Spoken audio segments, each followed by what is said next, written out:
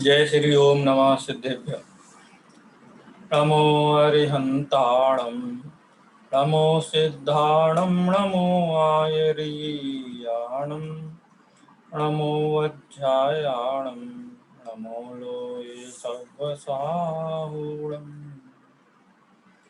वन्दित्तु सर्वसिद्धे धूमचलमणोभवं गतिं पत्ते बोच्चामि समय पाहुणे मीणमो सुध केवली भणिदम्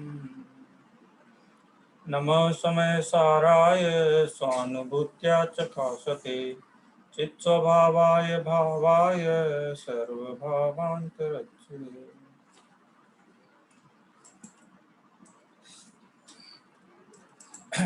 समय सार परमागम की 91 और 92 नंबर की गाथा पर अपनी चर्चा चल रही है। कल किसी कारणवश कक्षा नहीं हो पाई थी, इसलिए उस विषय को ही अपन आज समझेंगे। हमारी चर्चा यहाँ तक हो गई थी। जयचंद जी छावड़ा साहब का भावार्थ, स्वामी जी का स्पष्टीकरण, लवी गाथा के ऊपर पूरी ही आद्योपांत हमारी चर्चा कल संपन्न हो गई थी। इसमें कुछ एक विशेष बात और मैं आप लोगों के ध्यान में लाना चाहता हूँ। आप गाथा पे आ जाइए कि परम अप्पाणम कुव्वम अप्पाणम पिय करम परम कारिंतो अण्णाणमो जीवो कम्माणम कारगो होदी। ये जो 92 नंबर की गाथा में चर्चा है, यहाँ पर आचार्य देव ये कह रहे हैं कि पर को आत्मरूप करता है और आत्मा को पर रूप करता है। यानी वही प्रतिध्वनि यहाँ मिलती है जो 20, 21, 22 जो गाथाएं थी हमने पूर्व रंग में जो पढ़ी थी, जहाँ पर कथम अप्रतिबुद्धो कथम चेत, मतलब अप्रतिबुद्ध है ये कैसे पहचाना जाए। यहाँ पर उसी भाषा में बात कर रहे हैं, जबकि बात कर्ता कर्म की चल रही है, लेकिन आत्मा को पर रूप करता हुआ, पर को आत्मरूप करता हुआ। इस बात पे मैं इसलिए आपका विशेष ध्यान आकर्षित करना चाहता हूँ क्योंकि आचार्य देव ने जब ये सिद्ध किया कि कौन कर्ता हो सकता है, हम यदि इसकी शोध खोज करें तो वही कर्ता हो सकता है जिसका कर्म के साथ में व्याप्य व्यापक संबंध हो, और व्याप्य व्यापक संबंध उन्हीं के बीच में हो सकता है जिनके बीच में तादात्म्य संबंध हो। तो ये जो बात है परम अप्पाणम कुव्वम, यानी पर को आत्मरूप करता हुआ, अप्पाणम पिय परम कारिंतो, और आत्मा को पर रूप करता हुआ। पर को आत्मरूप करता हुआ माने वही तादात्म्य संबंध मानता हुआ। जब तक तादात्म्य संबंध नहीं मानेगा तब तक कर्ता कर्म नहीं होगा। इसको हम एक लौकिक दृष्टांत से समझ सकते हैं कि जैसे कोई भी व्यक्ति है जिसको हम अपना मानते हैं, कहते हैं नहीं ये हमारा है, तो सहज ही उसके सुख दुख, उसकी अनुकूलता प्रतिकूलता, व्यवस्था, सब चीज से हम जुड़ने लगते हैं। जैसे अपने पुत्र आदि हैं, स्त्री हैं, परिवारजन हैं, माता पिता हैं, भाई हैं, क्योंकि वो अपने हैं। अपने माने हम ही हैं, भिन्न नहीं मानते उनको आत्मरूप करते हैं, तभी उनके प्रति कर्तव्य बोध होता है। नहीं तो कर्तव्य बोध नहीं। दुनिया में कितने लोग हैं, कितने देश हैं, कहाँ कितनी परिस्थितियां किस प्रकार से चल रही हैं, उनके प्रति अपना वो नहीं होता है। जैसे वर्तमान में हम देखें बीमारी फैली हुई है, तो जब तक हमारे घर में प्रवेश नहीं किया इस रोग ने, तब तक हमको इसकी उतनी चिंता उतना नहीं था। लेकिन जिस दिन हमारे घर में प्रवेश करती है उस दिन हम तो हर चीज में हमको अलर्ट हो जाते हैं, सतर्क हो जाते हैं और उससे जुड़ जाते हैं, हमारे सुख दुख सारी चीजें। इसका मतलब ये जो सिद्धांत बताया आचार्य देव ने कि कर्ता कर्म संबंध उन्हीं के साथ में हो सकता है जिनके साथ में तादात्म्य हो। अब एक बात तो ये है कि तादात्म्य हो, और एक बात ये तादात्म्य माने। वस्तु की अवस्था ये ज्ञानी हो चाहे अज्ञानी हो, पर द्रव्य के कर्ता नहीं है। क्यों? क्योंकि पर द्रव्य के साथ उनका तादात्म्य संबंध नहीं है। चाहे वो द्रव्य कर्म हो चाहे नो कर्म हो, उनके साथ तादात्म्य संबंध नहीं, इसे कर्ता कर्म संबंध नहीं। फिर अज्ञानी को कर्ता क्यों कहा? क्योंकि अज्ञानी उनमें तादात्म्य की परिकल्पना करता है, इसको हम अज्ञान भी कहते हैं, मिथ्यात्व भी कहते हैं। ये परद्रव्य में ही हूँ, ये देह में ही हूँ, इसलिए इसको कोई टच करे तो मुझे टच किया, मुझे नुकसान पहुंचाया, मुझे चोट पहुंचाई। देह की प्रशंसा में अपनी प्रशंसा मानना, इसका मतलब क्या है कि देह के साथ हमने जब तक तादात्म्य स्वीकार नहीं किया है तब तक उसका कर्ता कर्मपना हमारे को बुद्धि आएगी ही नहीं। अज्ञानी को कर्ता कर्म की बुद्धि इसीलिए आती है क्योंकि वो भूल बस या मिथ्या बुद्धि बस, अनादिकाल के अज्ञान के कारण कहो, विपरीत मान्यता के कारण कहो, उनके साथ में तादात्म्य संबंध स्थापित कर लेता है, जो कि है नहीं, कर लेता है, मानता है, इसीलिए दुख है।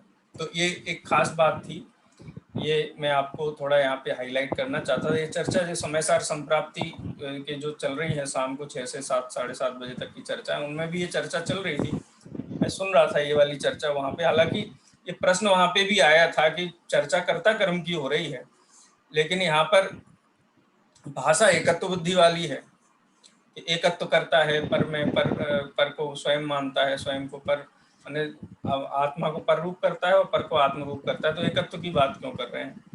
ये वाला एंगल वहां भी खुला नहीं, लेकिन चिंतन में आया तो मैंने कहा कि आचार्य देव पूर्व गाथाओं से किस प्रकार से 52 और 92 और 93 नंबर की गाथा को कैसे उसको कनेक्ट किया जाए धारा से, इसलिए मैंने आपको थोड़ा ये बताया है। इसमें किसी का कोई प्रश्न हो तो आप पूछ सकते हैं, नहीं तो फिर अपन आगे बढ़ेंगे। वैसे गाथा पाठ हमारा हो गया था शायद, ये भी हमने 94-95 का नहीं आज करना है, ये हुआ नहीं अपना अभी। हाँ, एक कोई प्रश्न किसी का हो इसमें 92-93 नंबर की गाथा में, कहीं कुछ बात ख्याल में नहीं आई हो तो आप चर्चा कर सकते हैं, या कोई आपको विशेष बात ख्याल में आई हो जो हम चर्चा नहीं कर पाए हो, आप ध्यान दिलाना चाहें तो वो भी कर सकते हैं। दोनों ही प्रकार से स्वागत है आपका। हाँ बोलिए। गाथाओं का पूरा और केवल गाथाएं पढ़ी थी अपन ने 92-93। हाँ फिर से बोलिए, नहीं समझ में आया मुझे। ये कर्ता कर्माधिकार है, फिर ये जीवा जीवाधिकार की बात यहाँ क्यों आई? हाँ ये इसका खुलासा नहीं आया, थोड़ा लेट होता है जो है। अच्छा अच्छा अच्छा, कोई कक्षा में जो उपस्थित है पहले से ही, उनमें से कोई बात ये बात स्पष्ट करेगा? मैं तो कह चुका मुझे जो कहना था, आप में से कोई कहेगा तो आपको भी विशेष लाभ होगा, और हो सकता है भाषा आपकी थोड़ी सरल हो जाए, मेरी भाषा थोड़ी कठिन हो जाती है क्योंकि शब्द थोड़े संस्कृत निष्ठ रहते हैं। इसलिए जो बात मैंने कही कि 92 नंबर की गाथा में एकत्व की बात करके और अकर्ता कहा है, वो कर्ता कहा है, पर का कर्ता कहा है। परम अपाणम कुब्बम अपाणम पिय परम अकुब्बंतो सोडाणमो जीवो कम्माणम अकारगो होदी, अणाणमो जीवो कम्माणम कारगो होदी। अज्ञानमय जीव कर्म का करता है, अज्ञानमय जीव कर्म का करता है। ये अज्ञानमय जीव कर्म का कर्ता किस प्रकार से आचार्य देव यहाँ सिद्ध कर रहे हैं, वो चर्चा मैंने आपके सामने रखी थी। क्योंकि एकत्व करता है तभी कर्तृत्व उत्पन्न होता है। आप में से कोई इस बात को एक बार दोहराए।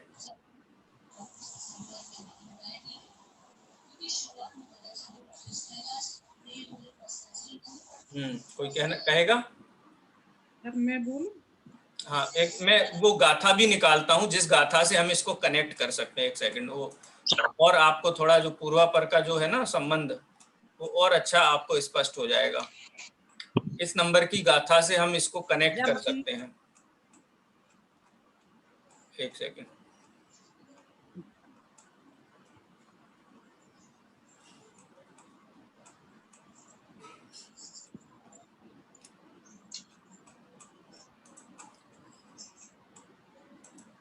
ये शुरू की गाथा ही हैं जो शुरुआत में आई थी, जहाँ पर आचार्य देव ने कहा कि कर्म का और जीव का कर्ता कर्मपना क्यों नहीं है। उन गाथाओं में ही इसका हमको बीज मिलेगा।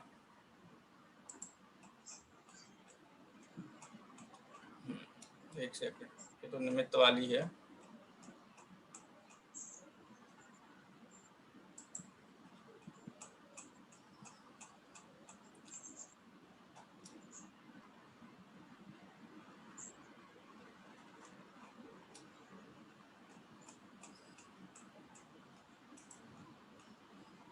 मुझे थोड़ा गाथा नंबर ऐसे ध्यान में नहीं आ रही है, नहीं तो मैं आपको सीधा गाथा ही निकाल देता। इसका बोलूं सर, हाँ जब जी, जीव पर को आत्म जब जीव पर को आत्मरूप और आत्म को अपने को पररूप करता है तो अज्ञानी होकर कर्मों को करता हाँ है। वास्तव में कर्ता कर्म एक जिसमें तादात्म्य संबंध होता है उसी में होता है कर्ता कर्म संबंध। बराबर है। हाँ, जब जिसमें पर रूप अपने को मानता है तो पर में तादात्म्य स्थापित करता है तो कर्तव्य करता है पर से जीव। माने ये यूनिवर्सल ट्रुथ है कि कर्ता कर्म हाँ, उन्हीं के बीच में हो सकता है जिनके बीच में तादात्म्य व्याप्य संबंध। व्यापक संबंध हो, और व्याप्य व्यापक संबंध उन्हीं के बीच में हो सकता है जिनमें तादात्म्य हो। जी, तो इसी बात को आचार्य ने अज्ञानी के अज्ञानी कर्म का करता है, इसी बात को आधार बनाया। अज्ञानी शब्द कह देने से ये पूरा क्लियर हो जाता है कि ये सारा उसकी कल्पना है। तो अज्ञानी मानता है माने उसका अज्ञान है। जी, पर को आत्म रूप मान रहा है। हाँ, पर को आत्म रूप माने पर के साथ तादात्म्य में स्थापित करता हुआ पर का कर्ता बनता है। अच्छा, हाँ, हाँ, ऐसा नहीं तो पर का कर्ता हो ही नहीं। भाई अपने पुत्र के प्रति हमको क्यों इतना कर्तव्य बोध रहता है, उसको हम दिन भर उसकी सेवा में लगे रहें, दिन भर करते रहें तो भी हमको थकान क्यों नहीं होती है? उसका कारण ही है कि पर उसके में साथ हमने तादाद में स्थापित कर रखा है। यदि तादाद में जी, स्थापित ना करें तो इतना कर्तव्य भाव आएगा ही नहीं। ऐसे ही देह और देह से संबंधित जितने भी पदार्थ हैं उनके साथ में जीव ने ऐसा मान रखा है कि ये मैं ही हूँ। इसीलिए आचार्य देव ने वो एकत्व की बात करके कर्तृत्व सिद्ध किया। जहाँ एकत्व नहीं होगा वहाँ कर्तृत्व भी नहीं होगा। जैसे हम कहते वो अरे वो पड़ोसी के लड़का को ऐसा ऐसा हो गया, बोले ठीक है हाँ ठीक है लग गया। लेकिन कोई कहे कि आपके पर से लड़के को लग गया है तो हम तुरंत दौड़े दौड़े जाएंगे कि अरे क्या हुआ, कैसे हुआ, क्यों हुआ। सारे उसके जितने भी सारे उसकी वो निकालेंगे कि कैसे हुआ, मतलब हम उसमें अपना कर्तव्य देखेंगे, उससे हम आकुलित व्याकुलित भी होंगे। तो इसीलिए आचार्य देव ने यहाँ एकत्व की बात करके कर्तृत्व सिद्ध किया, क्योंकि व्याप्य व्यापक पना और तादात्म्य पना ये अनिवार्यता है कर्ता बनने के लिए। ठीक है, ये जो चर्चा यहाँ से आई है 80, 81, 82 ये सब गाथाएं है ना, यहाँ पे ये या परिणमति सा कर्ता या परिणाम भवेत् तत्कर्म, ये चर्चा यहाँ पे अपने काफी विस्तार से आई थी व्याप्य व्यापक वाली। चलिए खैर, ये चर्चा तो अपनी हो गई थी आज। ये ना 92 93 जो केवल गाथा पाठ हुआ है, अभी इसका वो पूरा नहीं हुआ पाठ अपना। 92 93 हुई नहीं क्या? पूरा एंड तक नहीं गए अपन लोग? नहीं सिर्फ हुई गाथा सर, पाठ हुआ। अरे मैं सोच सिर्फ रहा था कि गाथा मैं पाठ। पूरा हो गया है मुझे लग रहा है हो गई ये गाथाएं पूरी, एंड तक हम नहीं लोग सर, मैंने अभी क्लास भी बैक करके देख ली यूट्यूब पे, मुझे भी 40 नंबर का कंफ्यूजन है, जो नहीं है, पढ़ा। 40 नंबर की जो क्लास है 40 केवल नंबर। गाथा पाठ हुआ, सिर्फ 90 गाथा पाठ हुआ। केवल गाथा पाठ हुआ। ठीक है, ठीक है,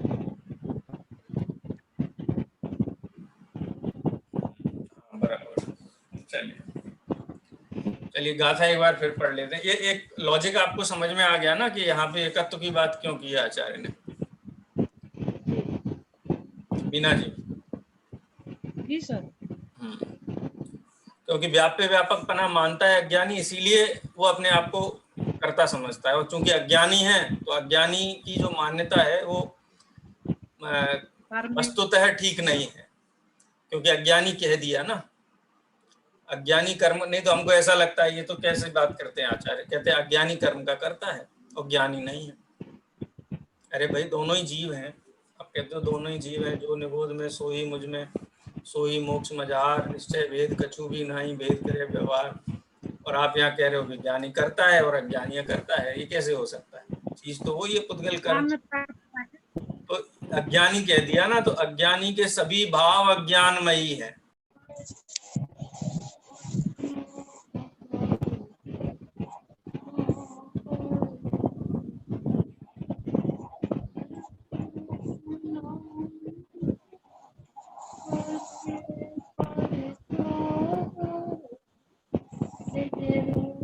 मेरी आवाज आ रही है? जी सर। लगता है जी सर, आ रही है। डिस्कनेक्ट।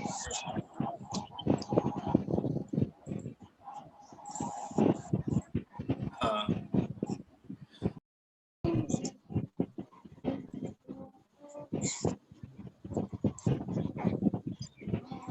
शायद डेटा मेरा खत्म हो गया है, इसलिए बार बार डिस्कनेक्ट हो रहा है। इस बार और देखते हैं, अगर डिस्कनेक्ट हुआ तो फिर आप क्लास हो पाएगी। मैं अभी कर रहा हूँ।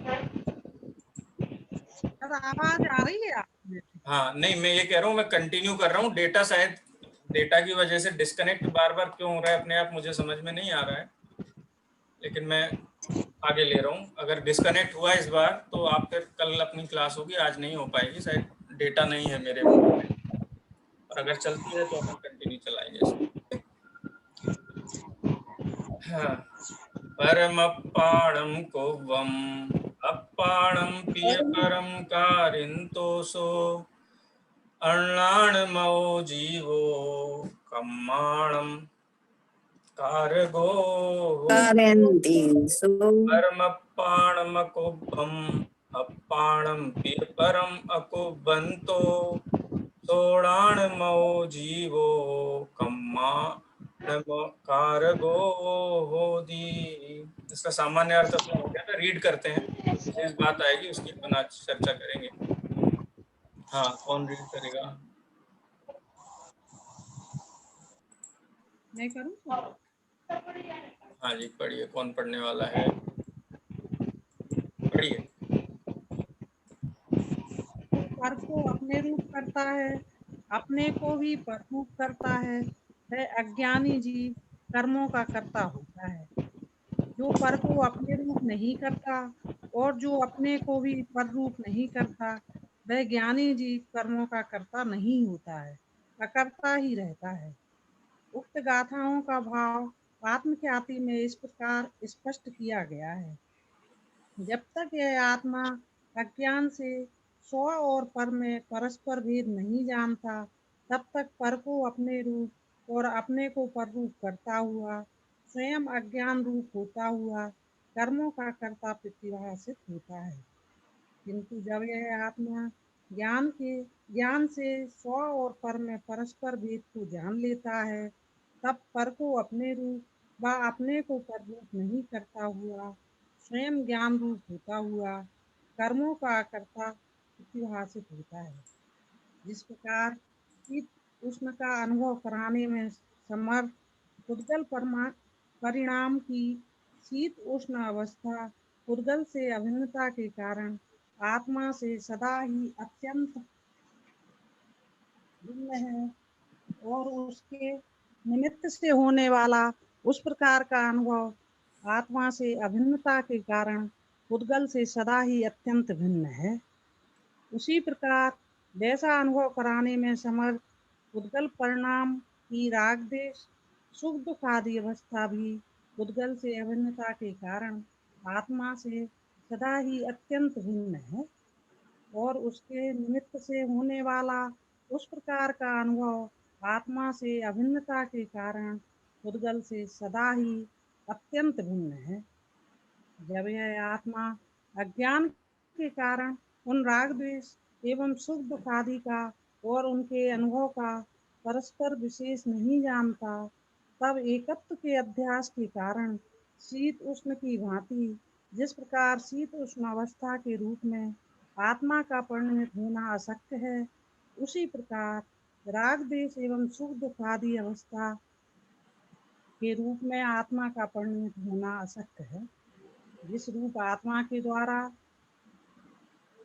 वर्णन करना अशक्य है, ऐसे राग द्वेष सुख दुख आदि रूप अज्ञान आत्मा के द्वारा वर्णमित होता हुआ परिणमित होना मानता हुआ ज्ञान का अज्ञान प्रकट करता हुआ स्वयं अज्ञान रूप होता हुआ यह मैं रागी हूँ, यह राग मैं करता हूँ इत्यादि विधि से रागादि कर्म का कर्ता प्रतिभाषित होता है। किंतु जब यह आत्मा ज्ञान के कारण उन राग द्वेष एवं सुख दुख आदि का और उनके अनुभव का परस्पर अंतर ध्यान लेता है, तब वे एक नहीं अपितु भिन्न भिन्न हैं। ऐसे विवेक के कारण, वेद विज्ञान के कारण, शीत उष्ण की भांति जिनके रूप में आत्मा के द्वारा परिणमन अशक्य है, ऐसे राग देश एवं सुख दुख आदि रूप से अज्ञान आत्मा के द्वारा किंचित मात्र भी परिणमित ना होता हुआ, ज्ञान का ज्ञानत्व प्रकट करता हुआ, स्वयं ज्ञान रूप होता हुआ, यह मैं राग आदि को जानता ही हूँ, राग को पुद्गल करता है इत्यादि विधि से ज्ञान से समस्त राग आदि कर्म का अकर्ता प्रतिभाषित होता है। बहुत सरल दृष्टांत है। वैसे तो आपको ख्याल में आ ही गया होगा, फिर भी मैं ये पूरी बात है उसको संक्षेप में आपको बता देता हूँ। जैसे शीत और उष्ण ये गुण हैं, माने ये जो पर्याय हैं स्पर्श की, तो स्पर्श गुण पुद्गल का है। पुद्गल के गुण की पर्याय कौन कौन सी है? शीत और उष्ण। ठीक है। तो इसी प्रकार से मोह, राग, द्वेष, सुख, दुख, ये सारी पर्याय पुद्गल की हैं, ऐसा आचार्य देव यहाँ पे कह रहे हैं। जैसे शीत और उष्ण पुद्गल जब ज्ञान का विषय बनता है तो ये जीव ये मानता है मैं ही शीत उष्ण हूं। जैसे आप कुल्लू मनाली जाएं और वहां पे जो ठंडक है बर्फ की, पुद्गल की ठंडक है, और वो ठंडक आपके ज्ञान का विषय बने, तो हम क्या अनुभव करते हैं कि मुझे ठंड लग रही है, मैं ठंडा हो गया। अथवा ये गर्मी है, 44-45 टेम्परेचर है, तो ये है तो पुद्गल की पर्याय, लेकिन ये ज्ञान का विषय बनती है तो हम कहते हैं कि मुझे गर्मी है, मुझे गर्मी लग रही है, मैं गर्म हो गया। तो वास्तव में गर्म और ठंडा मैं हो गया, या मैं गर्म ठंडे में परिणमित हो गया, तो ये ठंडा और गर्म है क्या? ये है किसकी प्रॉपर्टी है? तो कहते हैं ये तो पुद्गल की प्रॉपर्टी है। लेकिन ऐसा अनुभव क्यों होता है मैं गर्म हो गया, मैं ठंडा हो गया? कि वो गर्म और ठंडक पर्याय हमारे ज्ञान का विषय बनती है ना। अज्ञानी जीव उस वहां ज्ञान को नहीं देखता है, वहां ठंडी और गर्मी को देखता है, जो कि पुद्गल की पर्याय है, इसलिए वो उनका कर्ता होता है। कितना जबरदस्त आचार्य देव ने यहाँ भेद विज्ञान प्रस्तुत किया है मोह राग द्वेष का। अज्ञानी जीव मोह राग द्वेष का कर्ता होता है, ज्ञानी जीव कर्ता नहीं होता है। क्यों? क्योंकि मोह राग द्वेष पुद्गल जन्य परिणाम हैं और वो ज्ञान का विषय बनते हैं, लेकिन वो ज्ञान में झलकते हुए पुद्गल की पर्यायों को ये मैं हूं, मेरा स्वरूप है, ऐसा मानता है, इसलिए वो उनका करता है। और जो ज्ञानी है वो ये जानता है शीत उष्ण मेरी पर्याय नहीं है, ये मेरे ज्ञान में झलकने वाली पुद्गल की ही पर्याय हैं, इसलिए वो उन पर्यायों को अपना नहीं मानता। लता जी, बात ख्याल में आई? जी बराबर आएंगे। ये जो टीका में आचार्य देव ने जो दृष्टांत दिया है, वो दृष्टांत के माध्यम से अब आप एकदम स्पष्टपने आचार्य इस बात को कह रहे हैं, इसको बिल्कुल गांठ बांध लेना आप, कि सुख, दुख, राग, द्वेष, मोह, ये सब द्रव्य कर्म कार्माण वर्गणा जन्य हैं, और ज्ञान ज्ञान का विषय बनती है, और ज्ञान में झलकने वाली ये पुद्गल जन्य जितनी भी पर्याय हैं, ये जीव मानता है कि ये मैं ही हूं, इसलिए उनके साथ तादात्म्य मानता हुआ वो उनका करता है। ज्ञानी जीव ज्ञान में झलकते हुए मोह राग द्वेष परिणामों से ज्ञान को भिन्न देखता है, ज्ञान मात्र में अपनापन अनुभव करता है।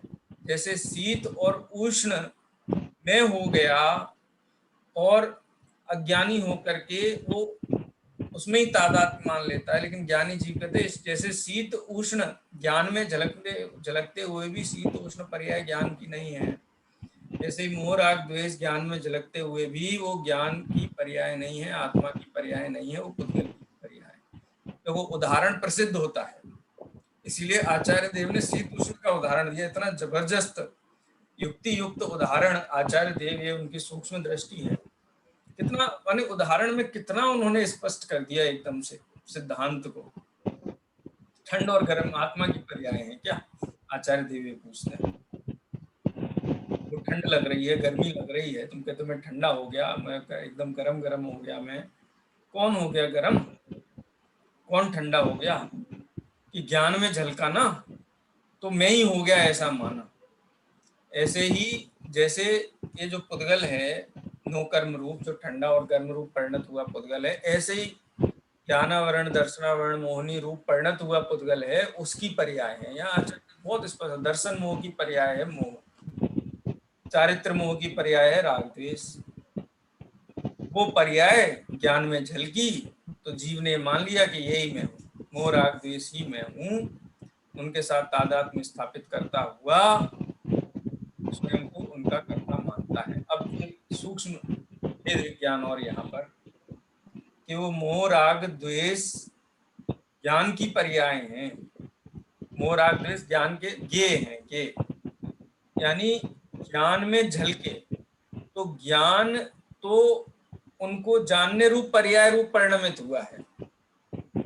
ज्ञान मोह राग द्वेष को जानने वाली पर्याय रूप परिणमित हुआ है, लेकिन मोह राग द्वेष रूप परिणमित नहीं हुआ। जो दर्पण का उदाहरण दिया था आचार्य देव ने वहां पर, कि जैसे दर्पण में मोर झलका, तो मोर की जो झलकन दर्पण में है, तो दर्पण उस झलकन रूप तो परिणमित हुआ है, लेकिन मोर रूप परिणमित नहीं हुआ। ऐसे ही पुद्गल द्रव्य की जो कार्माण वर्गणा की पर्याय हैं मोह राग द्वेष, उनके ज्ञान रूप तो जीव परिणमित हुआ है, लेकिन मोह राग द्वेष रूप परिणमित नहीं हुआ है। जो ऐसा मानता है कि मैं मोह राग द्वेष रूप परिणमित हुआ हूँ, वो उन मोह राग द्वेष रूप परिणामों का करता है, और वो अज्ञानी है। और वो राग द्वेष की पर्याय ज्ञान में झलकते हुए भी, क्योंकि मोह रहेगा नहीं, जहाँ भेद विज्ञान हो गया वहां मोह छोड़ना पड़ेगा आपको। राग द्वेष रूप जो पुद्गल द्रव्य जन्य है वो ज्ञान में झलकते हैं, और ज्ञानी जीव जानता है ज्ञान तो मैं हूँ पर राग द्वेष में नहीं। एक बहुत स्पष्टपने आचार्य देव ने बताया। आप इसको एक बार और पढ़ना, मैं दोबारा इसको नहीं पढ़ने जा रहा हूँ, तो उदाहरण बहुत कुछ कह देता है अपने आप में। और उस उदाहरण में एक सारांश में बात कहता हूँ मैं यहाँ पे, कि शीत और उष्ण किसकी पर्याय है? पुद्गल की पुद्गल पर्याय की है। स्पर्श गुण की पर्याय है। हाँ, अब जैसे शीत और उष्ण पुद्गल की पर्याय, वैसे ही आचार्य देव यहाँ पर कह रहे हैं मोह राग द्वेष किसकी पर्याय है? दर्शन मोह और चारित्र। बहुत बढ़िया, दर्शन मोह और चारित्र मोह की पर्याय है। झलकती कहाँ है? झलकती कहाँ है? ज्ञान ज्ञान में झलकती। झलके तो भेद विज्ञान हो, पर उस रूप परिणमित ही सोचते हैं। तो भेद विज्ञान, सर्दी लगी तो हमें लगी, गर्मी लगी तो हमें लगी, उस रूप समझते ही नहीं है कि ज्ञान में झलक रहा। हाँ, तो बस ये ज्ञान और ज्ञान में झलकने वाले ज्ञेय को ही अपना स्वरूप मान ले सो अज्ञानी, और ज्ञान में झलकने वाले ज्ञेय से भिन्न स्वयं को ज्ञान रूप अनुभव करे सो ज्ञानी। बस इतनी सी बात है। और ज्ञान तो प्रति समय अनुभव में आ रहा है, उसमें अपनापन क्यों नहीं करते? हाँ, गोपाल ये लुब्धता नहीं छूटती है। वेद विज्ञान नहीं है ना, इसलिए ये लुब्धता नहीं छूटती। तो ये टीका में कोई और बिंदु हो, आपको कोई लाइन, कोई पंक्ति, कोई शब्द के संबंध में कुछ पूछना हो पूछ सकते, नहीं तो फिर अपना आगे चलिए आगे रीड करते हैं आप। हाँ, कौन पढ़ेगा?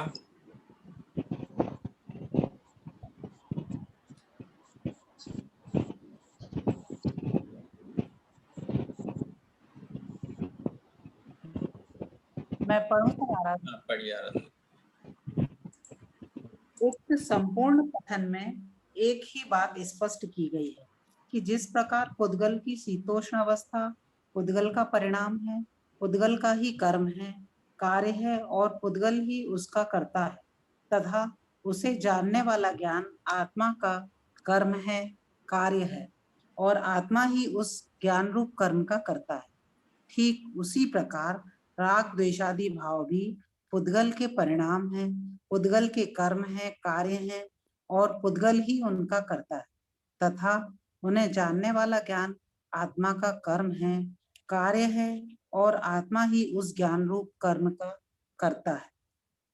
इस प्रकार का भेद ज्ञान जब तक प्रकट नहीं होता तब तक यह आत्मा अज्ञानी रहता है और उन्हें जानने वाले ज्ञान के समान उन राग द्वेषादि भावों का कर्ता कहा जाता है।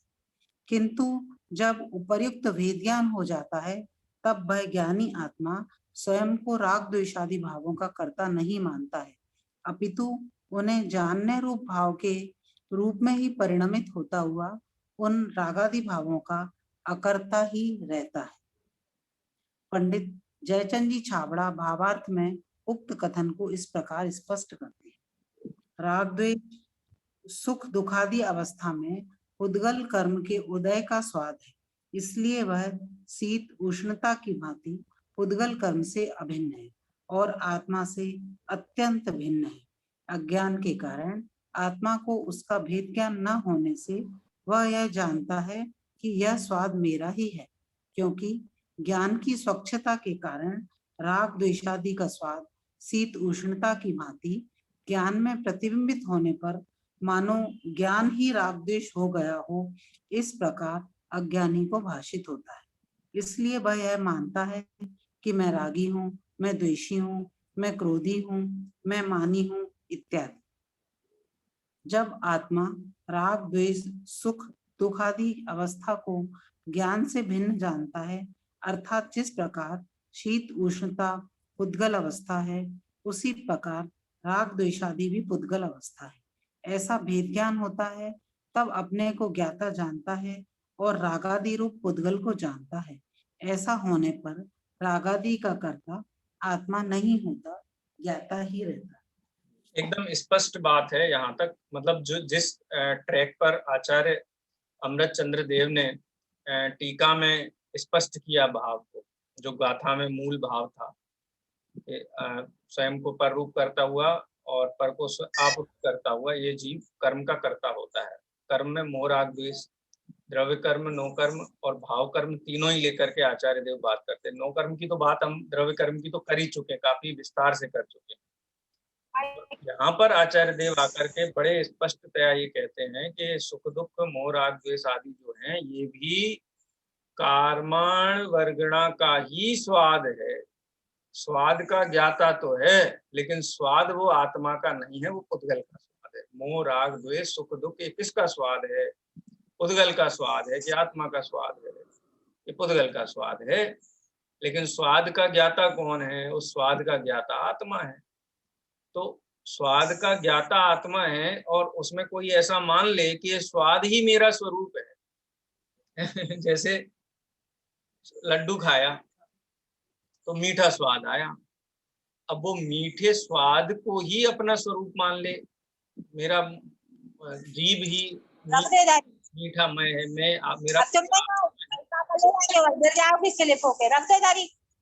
मेरा आत्मा ही मीठा है, ऐसा कोई मान ले तो इसको अज्ञानी कहा जाएगा।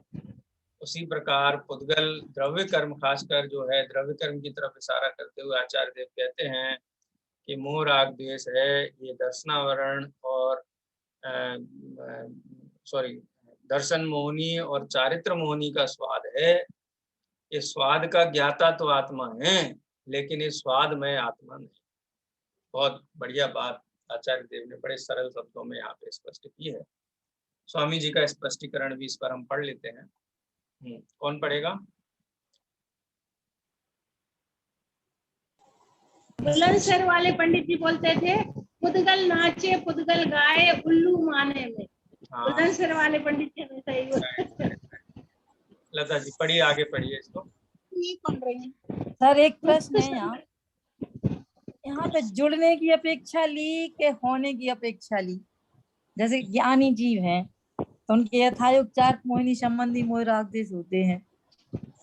तो यहाँ आचार्य देव ज्ञानी अज्ञानी सर्व के संबंध में बात कह रहे हैं, बड़े स्पष्ट है कि मोह राग द्वेष ये दर्शन मोहनी और चारित्र मोहनी का अनुभाग है, उसका स्वाद है, उसके स्वाद का ज्ञाता आत्मा है। और अज्ञानी कौन है? उस स्वाद में अपने आप को मान ले वो अज्ञानी है, और उस स्वाद को ज्ञान से भिन्न जो पहचान ले वो ज्ञानी है। ये बात आचार्य श्रद्धा और चारित्र का भेद करेंगे क्या हम? मतलब श्रद्धा चारित्र का भेद की बात नहीं है, तो सबको एक ही तुला पे रखा है, चाहे श्रद्धा संबंधी चारित्र संबंधी दोनों को एक ही तुला पे रखा है। देखो फिर से मैं ये बात कहता हूँ, यूनिवर्सल ट्रुथ ये है कि मोह राग द्वेष क्रोध मान माया लोभ ये किसका अनुभाग है? किसका अनुभाग है? ये जीव का अनुभाग है कि मोहनी कर्म का अनुभाग? मोहनी कर्म। मोहनी कर्म का अनुभाग है। झलकते कहाँ पर हैं? झलकते ज्ञान में है। ज्ञान में झलकते हैं।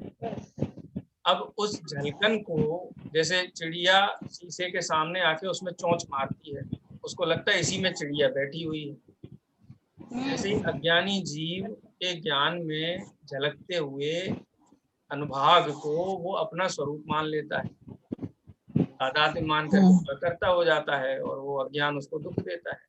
ज्ञानी जीव है वो उसको दर्शन, नाम भले ही दर्शन मोहनी कर्म हम दे रहे हैं, लेकिन वो ये जानता है कि ज्ञान तो मेरा स्वाद है, इसमें झलकने वाले जो भी हैं वो मेरा स्वाद नहीं, मेरे से बेहतर। कितनी सी बात है। और श्रद्धा में इस बात का निर्णय होता है। ठीक है। बहुत जबरदस्त। संदर्भ में स्वामी जी का स्पष्टीकरण इस प्रकार है। पहले 91वीं गाथा में राग द्वेष आदि भावों का कर्ता अज्ञान भाव से आत्मा है ऐसा कहा था, और यहाँ उन्हीं परिणामों को जड़ में डाल दिया है, क्योंकि यहाँ विभाव को स्वभाव से भिन्न करना है। भगवान आत्मा शुद्ध चैतन्य में प्रभु आनंद का नाथ है, उसके तत्व गुण में तो राग है ही नहीं, परंतु पर्याय में जो राग है उससे यहाँ पुद्गल के परिणाम में सम्मिलित किया है।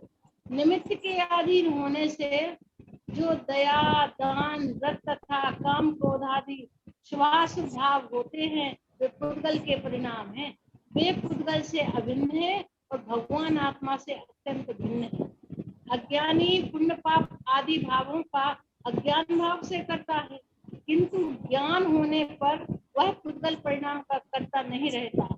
ऐसा यहाँ सिद्ध करना है। यहाँ ज्ञान व राग में भेद ज्ञान कराना है। हाँ बस दया दान का पे विराम लेते हैं, समय हो गया है, वाणी स्तुति करेंगे।